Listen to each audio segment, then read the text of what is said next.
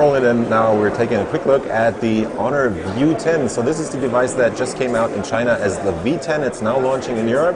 For Germany, it's got a recommended retail pricing of 499 euros, which means you get a pretty decent device for about 300 euros less than you would pay for a Mate 10 Pro, which is pretty much the same device except for a couple of differences, which I'm just going to tell you right now. So we have an 18:9 aspect ratio on here, full HD plus resolution at 2160 by 1080, and it also runs an LCD panel, which means it has a bit more sharpness because the OLED panel on the Mate 10 Pro is certainly using a pentile matrix, and this one just has a standard RGB matrix, so it should be a bit more crisp than the panel that is on the Mate 10 Pro. Another difference is the fingerprint sensor, which sits on the bottom of the front on the View 10.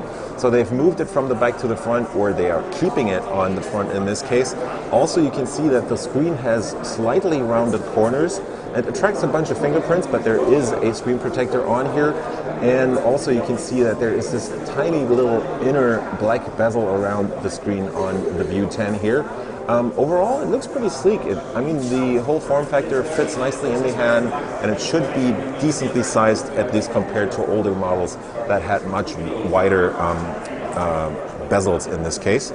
And let's talk about the insides. So you get a Kirin 970 SoC that runs 4 ARM Cortex-A53 cores at 1.8 gigahertz, and another 4 ARM Cortex-A73 cores at up to 2.36 gigahertz, plus a Mali G72 graphics core and the NPU, so that's the neural processing unit that's also on the Mate 10 Pro, for example, which allows you to do a bunch of different things using KI or artificial intelligence in this case. And they're only using it for the camera so far, and a bunch of other things, for example, the Microsoft Translator app, which has been updated using that NPU. It runs Android 8.0, including the Honor's or Huawei's own EMUI 8.0 in this case. Seems to be pretty flexible. It has a ton of customizations, so as you can see, it looks a bit Apple-ish. But overall, it's a pretty nice UI, depending on if you like stock UIs on Android or if you also can deal with a manufacturer's interface. There's 6 gigabytes of RAM in this version, and there's also 128 gigabytes of flash storage in here. I don't know if that is UFS flash. We'll try to find out about that later on. So for $499, again, you get 6 gigabytes of RAM and 128 gigs of flash storage. Plus you get a 13 megapixel camera up here on the front, right next to the earpiece. Right next to that are a bunch of sensors. As you can see, it has this 2.5D glass cover on the front, plus that screen protector I was talking about. Down here is the fingerprint reader, which is not covered under glass. I think there is a glass inlay, but it's not covered under the front glass. Going over to the sides, you can see that this thing is just 6.7 or 97 millimeters thick, and that makes it a pretty thin device compared to other devices, especially when talking about the battery, which is a 3750 milliamp hour battery, which still should get you through the day. It's just 250 milliamps less than on the Mate 10 Pro, for example. Up here is your dual nano SIM slot, of which you can use one slot for storage extension, which is a thing that the Mate 10 Pro does not have.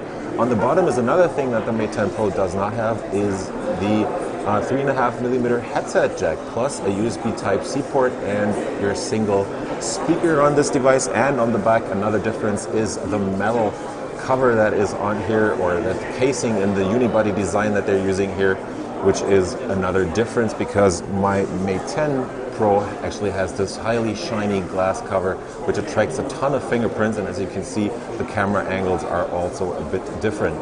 The camera on the back of the Honor View 10 is using a 20 and a 16 megapixel camera, which is also another difference compared to the Mate 10 Pro.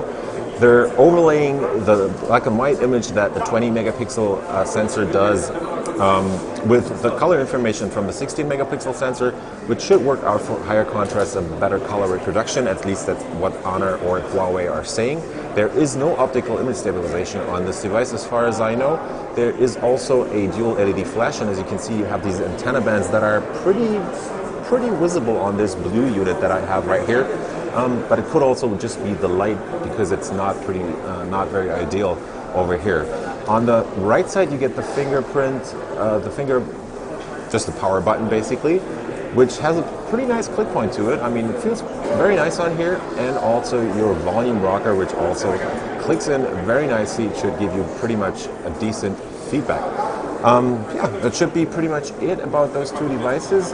Let me just quickly unlock this again and try and think about different other features that there are. I don't think I can remember any. It is overall a pretty nicely equipped device. 6 and 128 gigabytes of storage or RAM in here for $499 is definitely a price that would give devices from, for example, OnePlus a run for its money, depending on what kind of flash storage is in here.